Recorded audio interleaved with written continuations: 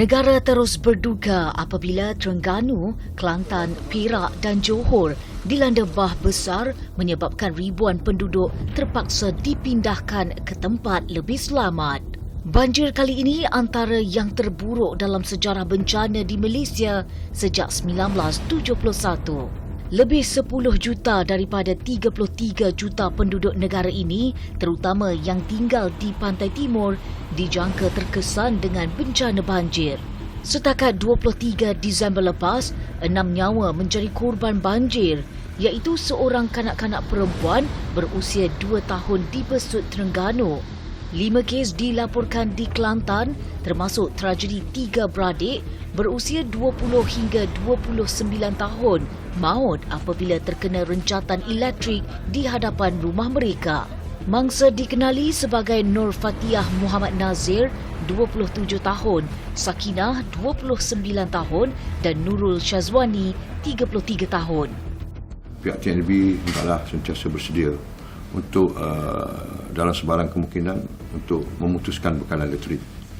Kerana dengan insiden yang berlaku di tempat ini, kita percaya kalau kita tak ambil tindakan awal, dikhuatiri bakal berlaku di tempat-tempat lain juga. Menyingkap pembuka tirai awal tahun ini, menyaksikan episod kejadian banjir kilat yang melanda di beberapa kawasan tidak dijangka, terutama di sekitar Lembah Kelang dengan 8,583 mangsa direkodkan APM. Pengarah Bahagian Pengurusan Bencana dan Operasi APM, Kolonel Syahrudin Mat Zain berkata, daripada jumlah mangsa itu, APM menerima 63 laporan kejadian banjir kilat seluruh negara dengan menyaksikan Sabah mencatatkan laporan tertinggi iaitu 12 kes. Episod duka negara memuncak apabila pada 4 Julai bermula dengan hanya banjir kilat, kemudiannya mengganas membentuk banjir aliran pusing hingga meragut 3 nyawa daripada keseluruhan 1,490 mangsa di Mukim Baling dan Kupang, Kedah dengan 25 kediaman turut dilaporkan musnah sepenuhnya. Seolah titik panas terbaharu, pada 28 Julai, Baling sekali lagi dilanda banjir kilat. Banjir terus-menerus menghantui penduduk di daerah itu dengan beberapa kampung di sekitar Mukim Baling dilaporkan terkesan akibat kejadian sama berulang. Dan pada 4 Julai lalu, penduduk di Kampung Iboy dilanda banjir lumpur sehingga mengorbankan 3 sekeluarga. Mereka disahkan hilang, dikuatiri, dihanyutkan arus dalam kejadian kepala air dan banjir. Awal Disember lalu, hujan lebat lebih 2 jam mengakibatkan 50 rumah di 7 buah kampung di Kupang Baling termasuk Kampung Iboy dilanda banjir kilat.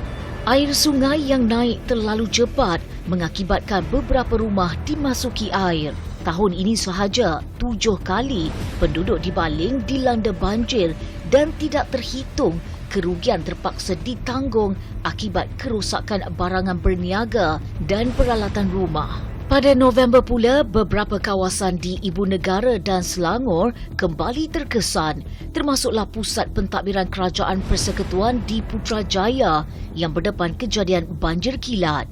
Menjengah di halaman-halaman terakhir 2022, pada 1 Disember, Batu Kikir dan Kuala Pilah di Negeri Sembilan pula berdepan fenomena serupa. Selain untuk kali ke-11, banjir kilat dilaporkan berlaku di Kampung Iboy, Baling.